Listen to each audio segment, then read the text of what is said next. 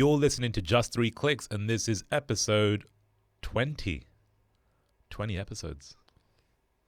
I'm going to be honest, when we started doing this, I didn't think we'd get to this number. I thought, maybe 12 we'd kind of stop. Yeah, because we've started things before. Like, remember, how many blogs have we started? Like 3. Yeah.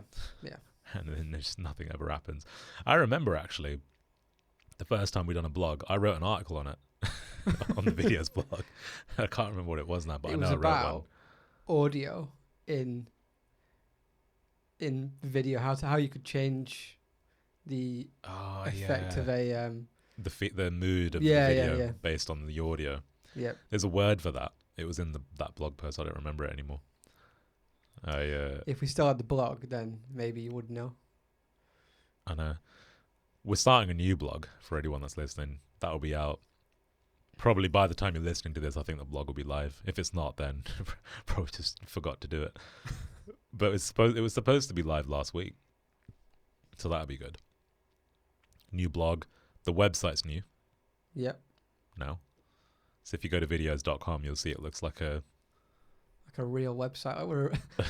Like we're a real business. Real business website. Yeah. We'll touch on that actually in this episode. I mentioned it, so I posted on LinkedIn Friday maybe, saying we've got a new website, and over the years we've always had quite a long form, direct response style sales page. It was kind of like we used to call it, like, when people come to it, they buy or die. It was like you either buy or you go away. Which in some respects is like not good, but it kind of worked for what we did. I think we've attracted about 170,000 people via that style of page into the business, and driven a lot of revenue. And over the years, the amount of people who would sit down with us and say, yeah, well, I've looked at your website and I think if you just changed it a bit, you could actually, I think you'd make more sales. Yeah. And we've changed it a few times, and the opposite thing happened. And I think people assume that because the website was how it was, that we didn't make any sales, but we were spending last year $1.3 million in 1 month. Yeah. Through that style of page, and it converted pretty well. So, well, the thing is, like, on our paid advertising, we're still going to run that page because it's optimized for paid traffic. So we'll talk about it a little. We'll get back into this topic because what we're going to talk about today is, well, we'll structure it a bit more today because we haven't for the last 5 or something. So today it's about money, numbers, and spending large, whatever that means. So we'll get into that in a bit. So we'll talk a little bit about bootstrapping the business. We'll talk about a bit of general finance. So it says general financial nous. Nindy likes a good descriptive word. Nous.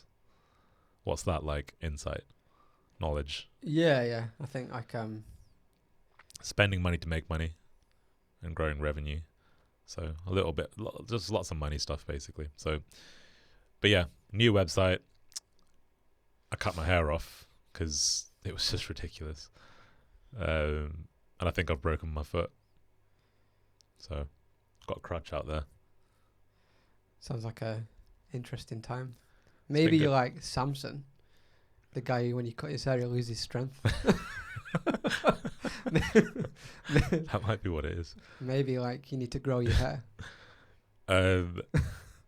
So yeah, we'll talk a little bit about the money stuff. Like, interesting thing we're doing right now actually is, I mean, we've probably done it to excess, to be fair, but like we started buying some like collectibles over the last, I don't know, like 3 weeks. Yeah. So there's been some. What happened was, these guys came into work. We're talking about buying like football cards basically because Gary Vaynerchuk was talking about it, right? Something like that. Yep. So, soccer for all our American friends. Sorry, not American football. Yeah, soccer. So I was like, oh, that's cool. Like, I don't really watch like soccer, or I only really watch basketball in terms of sport, and a bit of MMA as well. Well, quite a lot of MMA, but I quite like Pokemon. So I'd done a little eBay just search on Pokemon cards, and all of a sudden it's like these cards selling for hundreds of thousands of £500. Thanks to Logan Paul, I guess, who kind of done like a big box break on YouTube, and he was revealing all these cards and stuff that he bought. He done a box break a few days ago, actually. Yeah, he launched his own thing, didn't he? His own, like...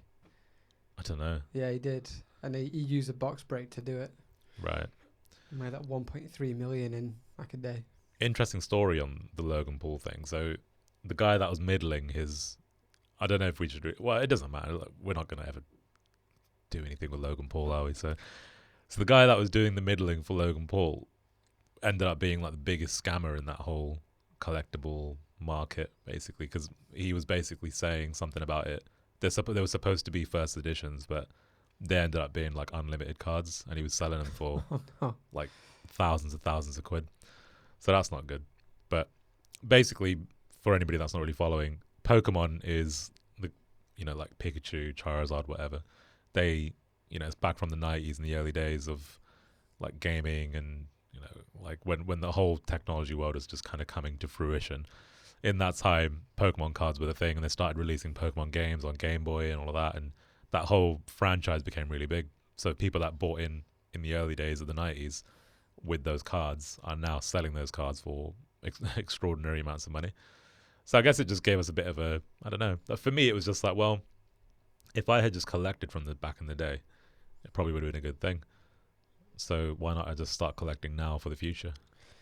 Yeah. Same with me. I'm buying it for, I'll buy it, store it, give it to my kids, whatever. I think for me that's probably because I bought back in the day. So in 98, 99,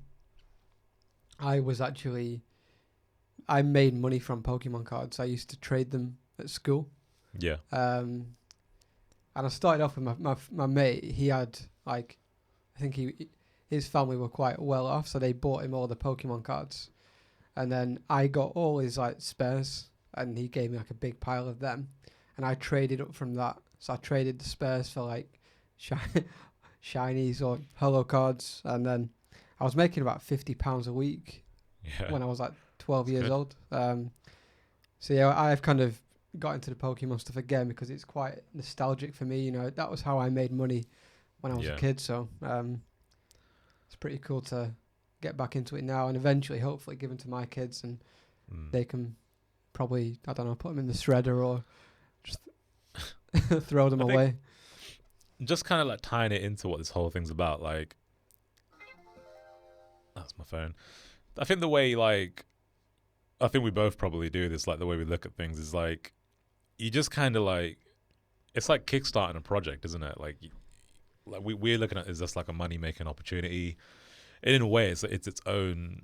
It's like a bootstrap thing, basically. It's just using your own money to basically build up a bit of stock and maybe turn it into something later on. Like who knows? Like we've tickled the idea of maybe creating a store of some kind, or I don't know. We're just looking at it from a business perspective, and on the other side of it, it's kind of fun as well. Like opening a card pack is like quite addictive. Because it is just gambling pretty much. Because you don't know what you're gonna get, but you could get something that's worth quite a bit of money, or that you want to hold or keep. I think it's a curse of the entrepreneur. Like you can't get into many things without eventually it turning into a business, really. Yeah, I think it's cool. I think it's good to always keep your mind fresh. Like we've been doing this for a long time, so it's quite interesting doing other stuff just to kind of keep your creativity going a little bit. But if we rewind back to kind of like the bootstrap thing, I mean, we're still bootstrapped. Actually, we're not rewinding. We're still bootstrapped. We've still not had any investment. I kind of hate the term bootstrapped. Yeah, we use it. I understand what it is. Do you know what? I only learned the term like quite a number of years into videos. Like I didn't know what it was. I use it because people get it and people can kind of understand what I'm talking about. But can you imagine like, can you imagine starting like a coffee shop and then telling everybody, I've bootstrapped my coffee shop? Yeah. I'm a plumber, but I'm bootstrapped. Like, I'm an electrician. It doesn't make like. It's just normal, isn't it? Yeah, it's just what it is starting a business and being profitable or actually building a business from scratch. Yeah, sorry. So if someone doesn't know what bootstrapped is, like, just maybe explain like what is a bootstrap business? It's essentially starting a business without taking on external capital, and using your own kind of revenue from the business, really. So that's, I mean, if you Google it and get like an actual, what does Google say? Because I think I've explained it properly. That's what I understand it to be anyway. So bootstrapped. Unless there's some caveats I'm missing. In general, bootstrapping refers to a self-starting process that is supposed to continue without external input. Yeah. That's bootstrapping. Pretty much, that's what we've done. But I remember kind of, it would have been 2016. We went to an event, and I remember talking to somebody, and they were saying, what's your business and what's your revenue? And I remember saying I described what Viddyoze was, and then I described kind of our revenue, and then they said, have you got investment? I said, no, we're bootstrapped. And they were like, oh, you're taking a salary? And I was like, what do you mean? Why would I not take a salary? And that to me was like, I don't understand why I would start a business and not pay yourself. Not pay myself. I understand it now. So I understand now that some people start a business and they don't drive revenue. They drive users and they try and prove the concept, and then they go and get investment. Then they pay a salary. But it's just not the way. I didn't come at it from that. Like, I've never gone and pitched for investment from my idea. I've always wanted to prove my idea, and then if someone wants to buy us, or if somebody wanted to invest in the company, then maybe we'd think about it. So I think bootstrapping for me is just starting a business. It's just having a good idea and executing on the idea and turning that into more than what you've invested in terms of your own capital. But it's not cool to say that. It's we all need a term. I'm a bootstrapper or whatever. But yeah, bootstrapping for me is just starting a business, and rather than focusing on trying to get investment, you focus on trying to get customers and trying to make revenue and grow the business on your own. Yeah. So there's obviously pros and cons. I don't think I'd ever. I don't know. Like, it doesn't. I would never sit and think, right, I'm gonna go and bootstrap this business. It's just like, and that's my point with the whole card thing. It's like, we're not thinking like, all right, well, where do we get some cash from, or whatever. And I'm not saying that because we've got cash available. Even if I didn't have a lot of cash available, I'd still be the same. I'd just be like, well, how do I figure out how to get access to stock without spending shitloads of cash then? Yeah. Like, I wouldn't think about borrowing from I don't know. That's not how I would initially think about it. No. I think I operate best when I've not got many options. Like, I think I quite enjoy turning nothing into something. That's probably where I'm quite comfortable. David and Goliath. Well, it's that, isn't it? Like, I like being the underdog. I think I've always enjoyed that whole thing of like overcoming the triumph. I think it's fulfilling a little bit. Definitely. I think as well it's owning your ambition, owning your problems as well, and not expecting to buy your way out of them with somebody else's money. Like, if I look at my upbringing and how I was brought up, and my background, like, my parents aren't really wealthy. I had a good childhood. It was, but I had to go and work from like the age of 12, 13. Get a paper round, and I had to pay for my own stuff. And if I wanted a phone or new trainers, it was me that paid for it. So I think I've always had it within me to just go and, if I want something, I'll just go and make it happen on my own. I don't kind of go to mummy and daddy and say, please can you help me? Or I don't go to an investor and say, can you take a risk on my dream? I'd rather just go and do it on my own. Whether that's good or bad, someone might have raised, $50 million and say, well, you guys are stupid because you're risking your own money and you're taking longer to do it. But, there's different ways to grow a business, and there's different ways to, to manage your life and do what you want to do. And I think for me, I would only take investment on if, number one, I got on with the investor, and number two, I was 100% sure that I was going to get them a return, because I wouldn't want to be in a position where I failed, because I don't enjoy. This is the problem, because then I think your perspective is different when you've got an investor. Like, and I can we could probably relate to this a little bit now, because we've gone through the process of looking at investment and stuff, where it's like your mindset kind of shifts to like, well, instead of the passion that you would initially have for the business, where it's like, I'm really passionate about what I'm doing, I love it because getting paid pretty well as well. That's the whole bootstrap thing. It's like, you're in control of your destiny and your paycheck, essentially. We could do whatever we want.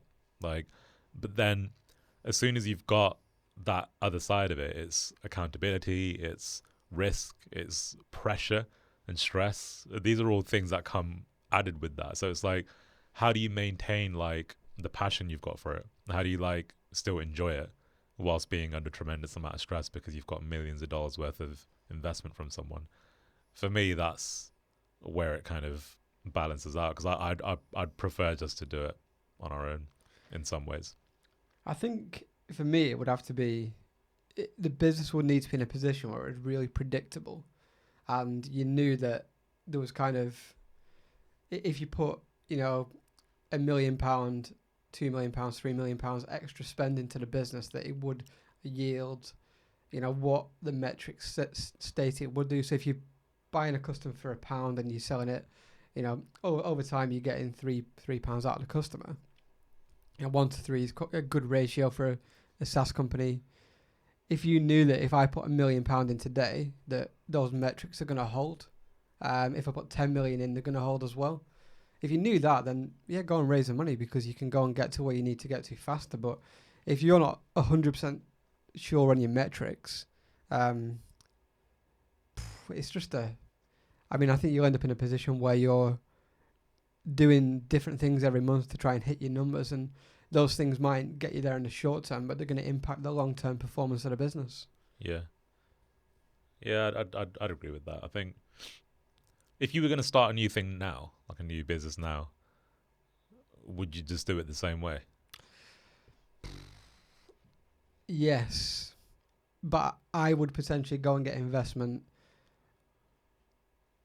earlier if we had a successful exit with video. So if we sold this business in the future and we found an investor that we got on with, and they understood us and they backed us as founders, and they knew our track record, I'd be more comfortable going and getting the investment from them earlier than we have done with this business now. Because I think what I see on the other side of the table, and from other people that I know, is that if you're a successful kind of entrepreneur, you've had 1, 2, 3 exits, the relationship with the investor is very different. You don't, they already back you, they know you, so it's more of a conversation that do you want to come in on this? And it seems to be more of a relationship thing, rather than having to prove to them that your business is worthy of their capital. And I think I'd be more happy in that position if I was being backed for the second or third time. I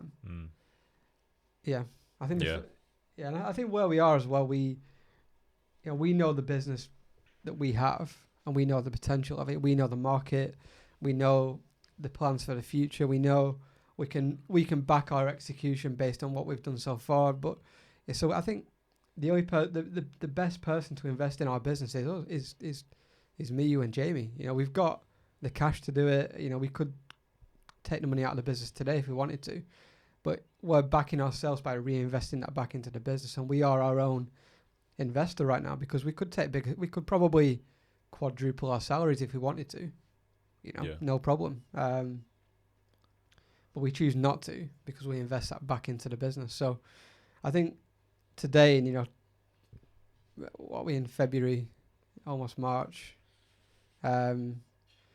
2021, the best investor in our business right this minute is the three of us. Maybe at the end of the year that'll change, but I think right now we're the best people to do that. Yeah. Yeah, I think so. It's just one of those things. I think the amount my perspective has changed over the last 18 months is like, it's just back and forth, like ping pong pretty much. It's just changed so much again and again. General financial nous.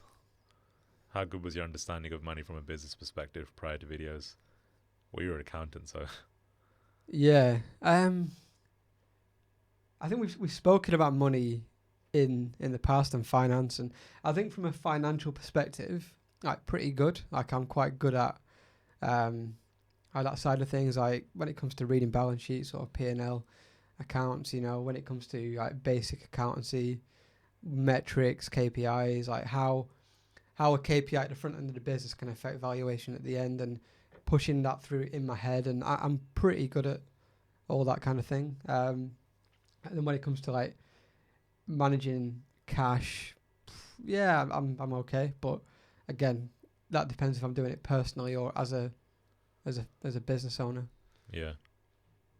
I think like... How about you?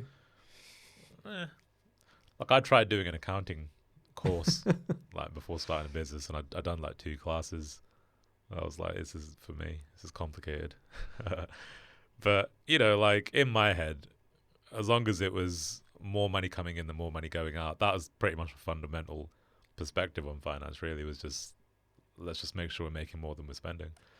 And I think as a SaaS company, because we get paid straight away, and there's no debt, and we don't tend to owe anyone. There's no debt in the business, and we do get paid straight away. Our cash flow is pretty. I mean, we probably collect annual payments as well. So yeah, you know, so for us, we make more in cash than we do in revenue in any given month, really. Yeah.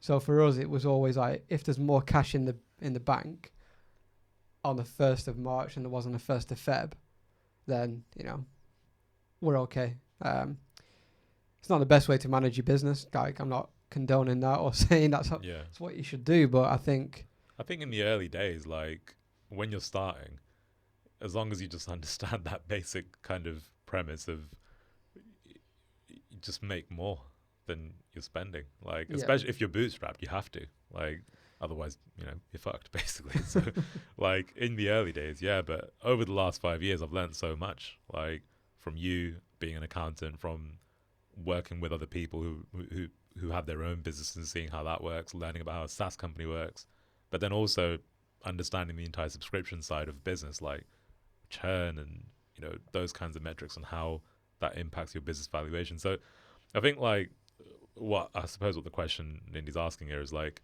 do you need to know all that shit from day one? And I don't know, like, I think it would help. Like, I'm not gonna like, when I think about starting a new business, like after we've kind of done what we do with Viddyoze, I mean, we could be here for another 10, 15, 20 years, who knows, but you know, not 10, but like, not 10. If I started another business right now, like the thought of starting from scratch kind of like excites me. Like, there's so much you can input into that business in terms of automation, and you know how you measure all your metrics, and you could have a completely automated system from day one based on all the mistakes we've made. Yeah. All the different. I mean, in Viddyoze we've got like 5 different payment processes. We've got data all over the place. Like, we're doing a big project in a minute to bring it all under one kind of umbrella. But if I was, my OCD, if I was to start a business, it was all kind of automated. That would be a dream for me. Just, I wish we just had one point. Yeah. You've got a dashboard with all the metrics you need. So you've got your growth rates, you've got your churn rates, you've got refund rates. You know, you've got all your strategies in place to reduce those over time. You've got people in the business who own each metric as well. Like, we're having to do that right now, but we do it kind of backwards. It's like, right, let's go and work out what the metrics are. You know, bring everything together, and then we're gonna have to then backfill that kind of role in the business, and you know, build a strategy from there. But I think if I was to start another business, like what we've learned from this, I would put things in place from day one. I guess that's one of the downsides of the bootstrap thing, is that because of the way that we were growing our company, we used a multitude of different like affiliate networks and like systems to actually make it all work. So like, you know, the first time we sold the product was through an affiliate network. So that's how we were kind of managing our payments, and everything was just subscriptions on PayPal.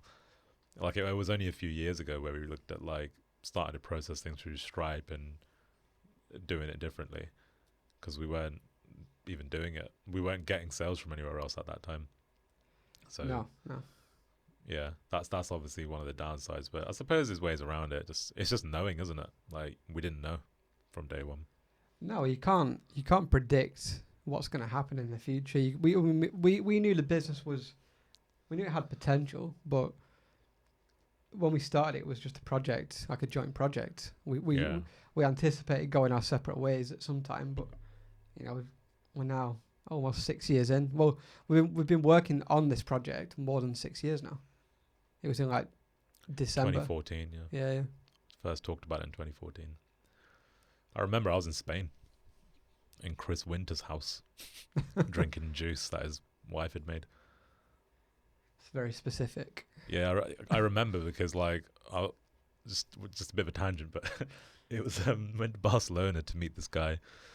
He's quite an interesting guy, really. Like I don't know if he's got a website or anything, but I don't know how anyone would find him, but he's just like this guy who was like really obese, and then he got in really great shape because he was on this really strict kind of like juicing cleanse thing, like cured his own cancer and whatever else. And yeah, it was a very weird time in life, really. But when I was there, I remember having this notepad, and I was writing down all these ideas on like software products that could be made. And that's when like I was going to make Insta Thumbnail, if you remember that. It's like this fucking well shit product. And I had Viddyoze as well, both software products, and they both bombed basically.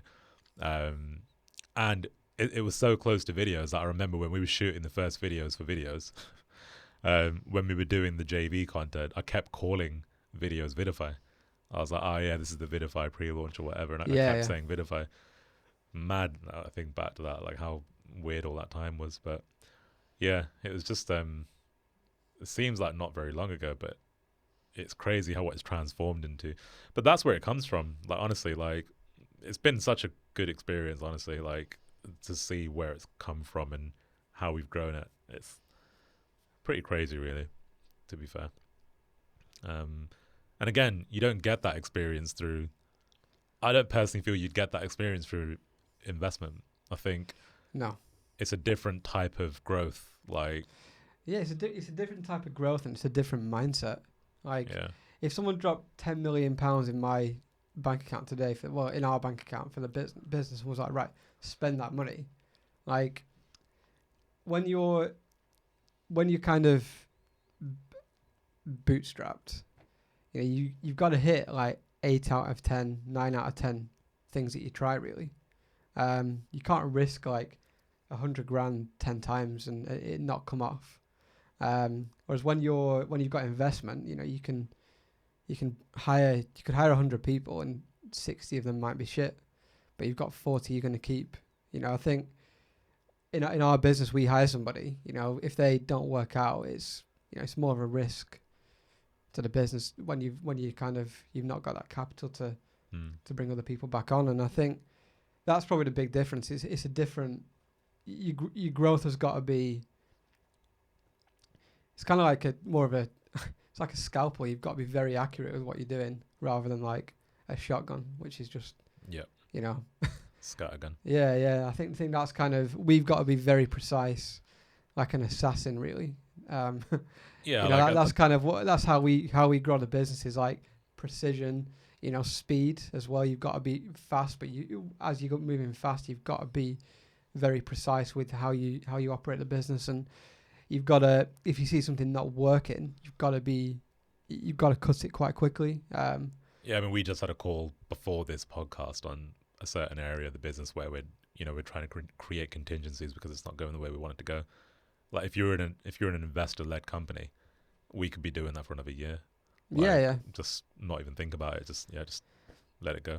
It's fine. And I think that's where, again, like contingencies and having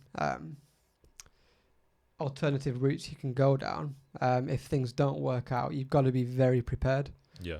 But I think, honestly, the experience you get from doing it, like, we bring people into the business, and I know within minutes, sometimes not minutes, but days, it could be days, it could be weeks, if they're going to be right for the business or not. Now, 5 years ago, it would have taken me months, years to work that out, because I would believe everything they said, and I wouldn't question it, and because I would give them more respect, than they deserved, but I would give them the respect that maybe you do know what you're doing. Whereas now, it's different. It's kind of, I've heard the same line so many times from different people that when someone gives me the same line again, I'm like, oh, here we go again. I don't let on that I think that way, because I'm not that cynical, but I start to look for signs then that this isn't going to work out. And then when I know it's not going to work out, it's bang, let's just stop this now. When I was 5 years ago, I would be like, oh, I don't want to sack them, or I don't want to say no to somebody because I was afraid, or I kept, I was questioning myself more than anything. Like, is this me? Am I making the wrong decision? And, that was kind of, but I think the more experience you get, the more confidence you get in your own kind of ability. Like, you don't grow a business from 0 to 10 million in revenue without having some semblance of ability. Yeah. Even though I can sit here and say, how the fuck I did this, I had no idea. But you can still look in the mirror and think, well, I must know something. And if I'm dealing with somebody who's not grown a business from 0 to 10 million and they're coming into my business, then, I'm not going to disrespect myself and say, well, you know everything, you know more than me. I'm going to still back myself. And I think that's probably another difference when you kind of get 5 years into a business, you do start to get a bit more confidence in your ability and the ability of your kind of co-founders too. And I think we all probably feel that we've got a bit more kind of. I think we'll back ourselves nowadays, and maybe 5 years ago we had to back ourselves, whereas now we still choose to. It was like a punt, wasn't it? Really? Yeah. Like, when we started, it was just like we didn't know the product was going to work. Like, I know we say it in the video, like, well, we knew it was going to work, but we didn't really. Like, it's, that's just fucking marketing. But, like, if we knew it was going to work, we wouldn't have had backup plans. Like, we had all these other products. We had graffiti. Do you know what? I'm not going to say the names because I don't want to. I don't want people starting to like say, oh, well, I remember I bought that and now I can't find it anymore. Let's just not say the names, but there was a bunch of other products. In fact, cut that out of the podcast. Graffiti still works. Like, graffiti's there, isn't it? Like, that works, doesn't it? I couldn't even tell you right now. If you use graffiti, then just send us an email and someone will help. It's probably fine. But the point I'm making is, like, if we had 100% faith in it, then we wouldn't have had like backup plans and other products that we wanted to potentially pursue. It's just that video's stuck. The customers were like in love with the product. So then we just, your confidence builds over time. There's a good question here on like spending big, basically. And how do you, so thinking about how much you spend on paid ads, for example, you spend big to make big. Is it a difficult decision? Is it a difficult decision to make initially, spending that kind of money if there's no previous precedent for it? I often think about this when it comes to major deals like ASOS snapping up Topman and Topshop, for example. It's a lot of debt and a lot of risk to have a lot of faith in oneself. That's a good question. You don't tend to make big purchases and big decisions like that unless you're big enough to do it. And you don't get big enough to do it without making kind of smaller purchases and smaller decisions in relation to how big you are, if that makes sense. Yeah. So you don't go from like 0 to buying 500,000 of media in like 1 month. You might do that over an 18-month period, and you might start off at... You test, don't you? Yeah, you might start off at $10,000, then 20, then 30, then 50. Yeah. And then you might scale to 150 quite quickly, and then you have a problem at 150, and you don't scale fast, but then you get to 300K. So you kind of do it gradually. It's like, it reminds me of this time when, do you remember when we went to that talk in Manchester it was like a round table thing. Yeah. And then everyone went round and they were all talking about their media spend for the day. And it came to us and we were like, yeah, we spend about 15K a day. And then there was a few people around the table that were like, a day? 15 a day? And it was like, it's not a tremendous amount. Like, if you look at some companies, fucking hell, like, there's people in our network that are probably spending 100K a day. Yeah. Like, who really, like, you know, have got their funnel in place and they're dialed in and whatever. You know, we at a stage, we were spending 80 a day. Like, and the reason we were able to get to that point is because we started at like 500 a day, basically. Like, that's how small it was at one stage. So, you know, it's just experience, isn't it? Measurable results as well. What it's about as well, like what you're used to. Like, if you spoke to me, I mean, I've been doing this 12 years now. If you'd said to me at 21 years old, when you're 33, you're gonna have a business that's doing 10 million in revenue, and you're gonna be spending potentially $1 million a month on paid marketing, I'd have gone, holy shit, no, like that would scare me. But now we're in it. I want to spend more. I want more revenue. I want to do bigger numbers, and I don't sit here right now scared or thinking we've made a big decision. It's just it's relative to the size of the business, and as well, like, there's always two sides to a business. There's you as a person, you as an operator. So me as a person, I might have grown at a different rate to the business growth. So maybe even though I'm comfortable in the business, I would sit at home and think, right, wow, this is pretty overwhelming. But that's when you've got to grow as a person. That's when you've got to read more books. You've got to get a mentor. You've got to speak to people. You've got to. I go to therapy every week, so I can have, that time to get some perspective and talk through it and really think about it, kind of from outside what's happening. That helps. But we can talk about business all day and scaling a company, but at the end of the day, who you are in a business can be different to who you are outside of that, and sometimes you don't grow personally as fast as you can do. And we've all been, I can probably talk for the three of us there and say we've all been through it because we've spoken about it. Yeah. Where you're not ready for that level of growth, and you see $1 million in the bank and you're like, oh my God, I'm a millionaire. I'm going to go and, buy some Gucci shoes. Joey did that. Or I'm going to go and, spend 10 grand on a watch, or I'm going to just put 5 grand on black on the roulette table. We've done some crazy things like that because these are all real stories. That's what's bad about it. He's not just making these up. But the reason we did that is because we weren't ready for the level of success we had. So, sometimes you outgrow what you're doing in the business it's kind of like a rodeo in some respects. Sometimes you're not ready for what the horse is going to do. Yeah.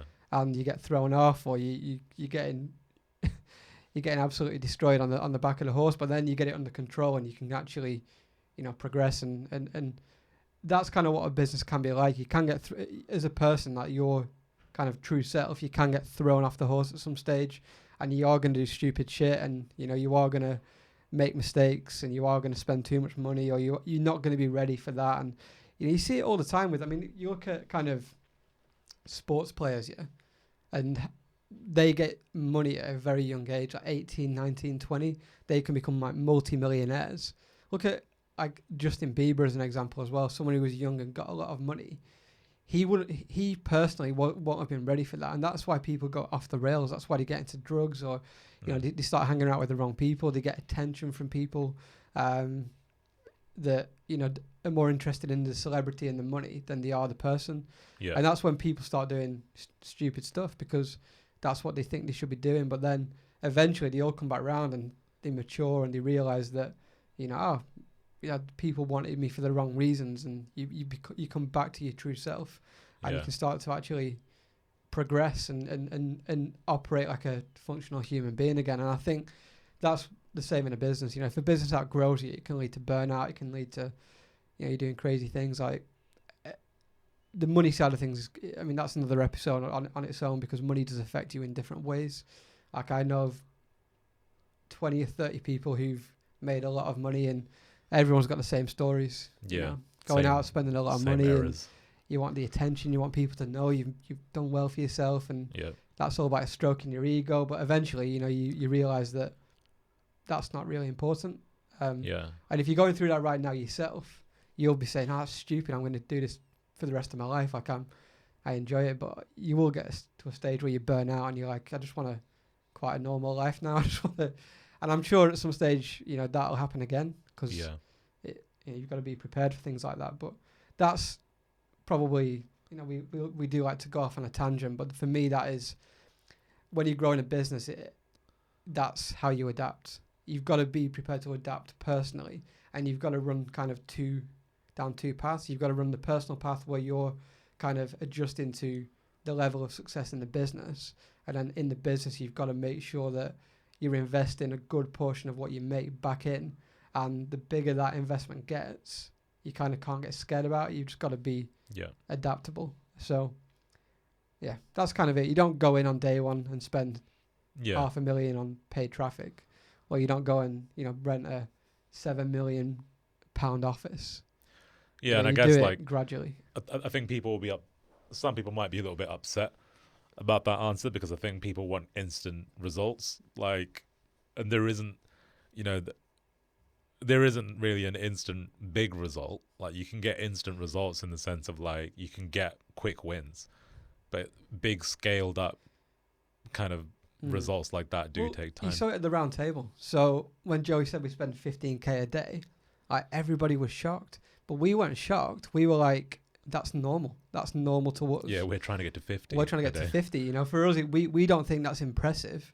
We just think it's, you know, it is what it is. And I think everybody is different. You know, we all have our own perspectives. We've all got our own experiences. And, you know, for me, that's where we are in the business now. I don't feel like the big decisions, like, and that's just, it is experience. I mean, I caught myself saying something the other day, right? And when I said it, I had to like check myself. I was like, "Oh, you sound like a dick." And I said the words, "It's only £1,000. Like, it's only £1,000." Now, when I was 21, like, I remember, if you'd have given me £1,000, it would have like saved my life pretty much. It would have paid my phone bill. It would have paid my rent. It would have put food on the table for a month. You know, I needed £1,000, and you know, when I kind of said it's only £1,000, I can say it's only £5,000. It's only 10 grand.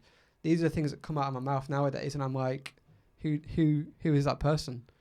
And that there is like, someone else could look at me who was in the position I was 12 years ago and say, "You're a dick." Yeah. And I can look at myself as that person 12 years ago and say the same thing, because you're kind of trivializing that level of kind of money. But that is what experience does. You operate in a different kind of realm of possibility. Yeah. And I think that's, you know, Nindy's obviously kind of put this brief together. And if Nindy kind of came on the same journey we've been on, and he got a business that he owned up to 10 million, he would probably think, you know, the question would maybe be different. Yeah. Because I don't know, you just think differently once you've been through it, and it's just kind of a weird place to be. Yeah. But you still need to keep the other perspective of the person you used to be as well, because you've got to. I think that's the most important thing. There's a story about a guy. You might know this actually. I can't remember who it is that tells this story on Joe Rogan's podcast, but anyway, it's a story about a father with two sons. Do you remember that?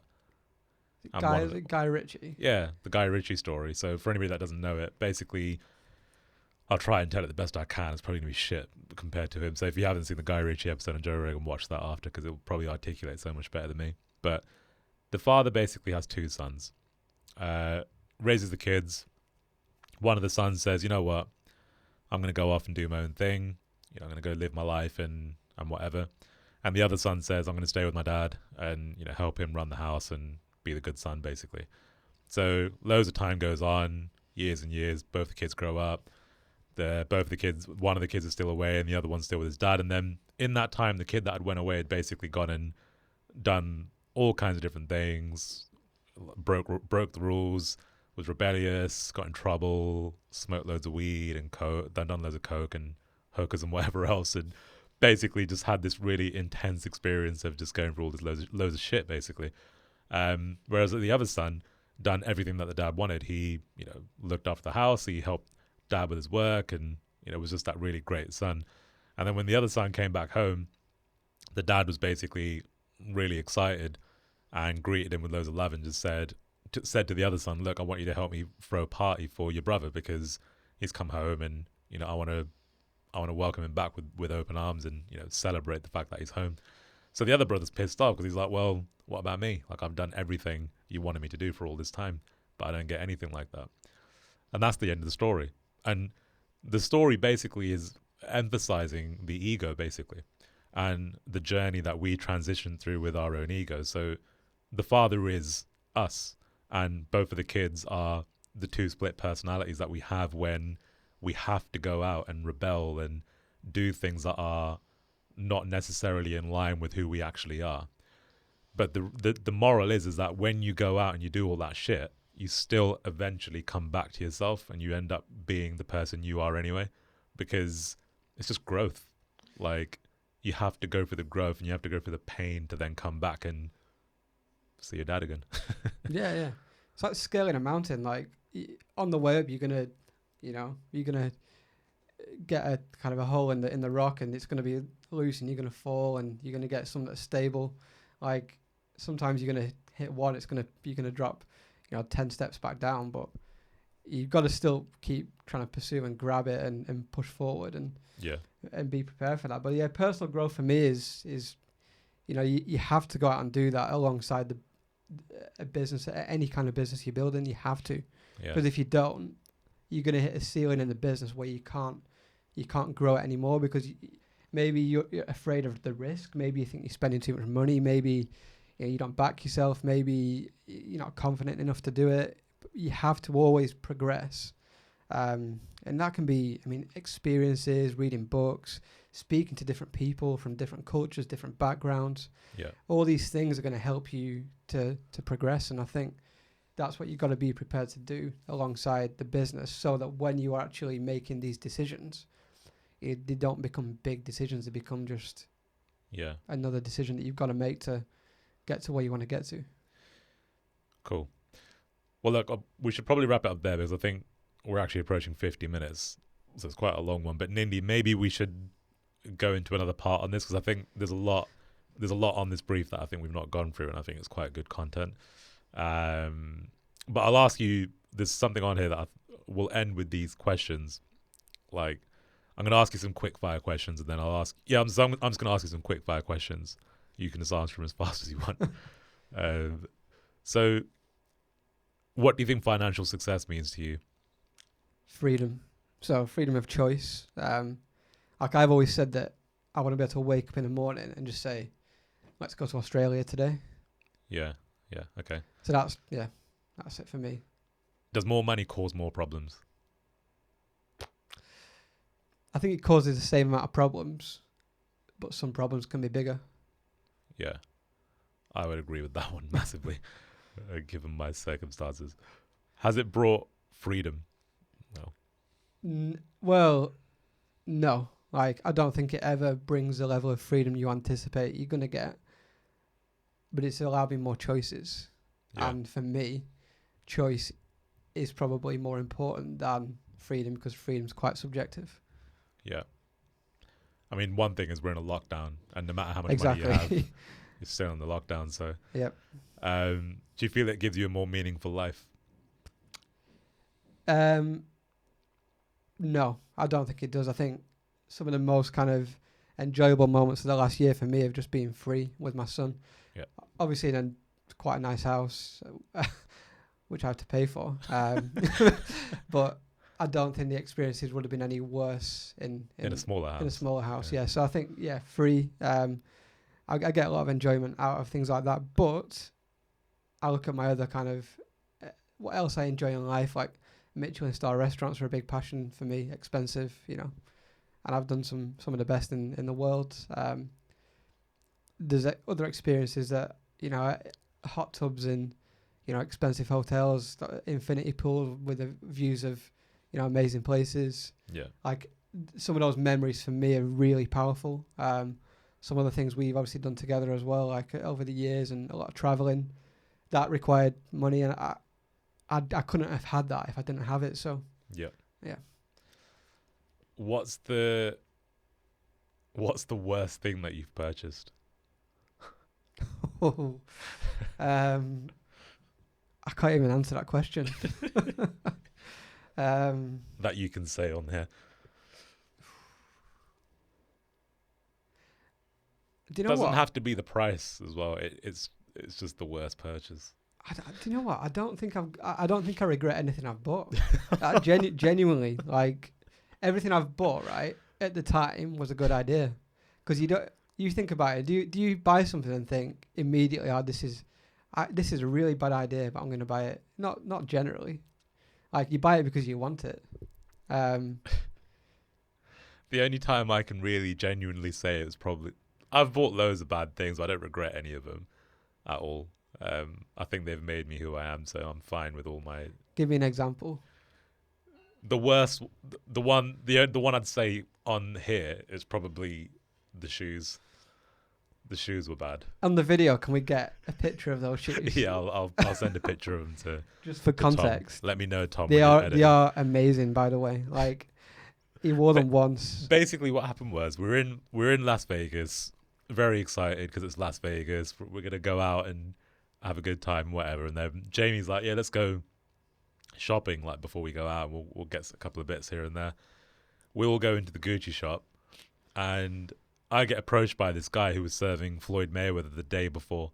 So he's like, "Yeah, I was doing Mayweather's shopping with him yesterday. Like these are the items that we were doing for him. Like they're exclusive items." So I was like, that's well cool. And then he's like, "I reckon you should have a look at these shoes there, because they were kind of similar to the jacket that he had bought."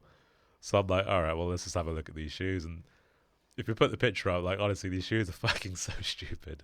Like they're like your regular suit shoes, but the plot twist is that they've got these golden studs, like these spikes coming out of the shoes. It's like I was like a wrestling character or something, basically. The Legion of Doom. I'm in the middle of the shop and like, I'm just like, I should try them on really. So I've tried them on. And then you've got these kids that are pointing and laughing at them, and you've got people staring at me in these shoes. And I'm like, I can't now take them off and not buy them, because then it will make it look like I was dumb for trying them on in the first place. So I'm going to have to buy them just to make a statement. So I've gone and bought these shoes for $2,500. And I've worn them once that night we went out. And the stupid thing is that they were so slippery. Like Jamie was stood up on the little on the seat thing in the club, and every time Jamie was like, "Yeah, stand up here," and I'm like, "I can't stand up there because every time I get up there, I'm slipping in these fucking shoes that I've bought for too much money." So yeah, those shoes were good story, but that was probably a waste of money. Probably in Vegas, maybe when I put $5,000 on black because I lost it. That was that was probably the worst thing I've ever bought. Because that was purely like a mixture of, we were going to the airport, so I couldn't be bothered cashing in the chips. Big gamble. And I thought, if I won it, it'd be cool. And there was people around the table, and it was like a bit of ego as well. Funny that. That was probably a bad idea. Like the thing is, I've now got more money personally and within the business than I had then, and there is no way I would do that again.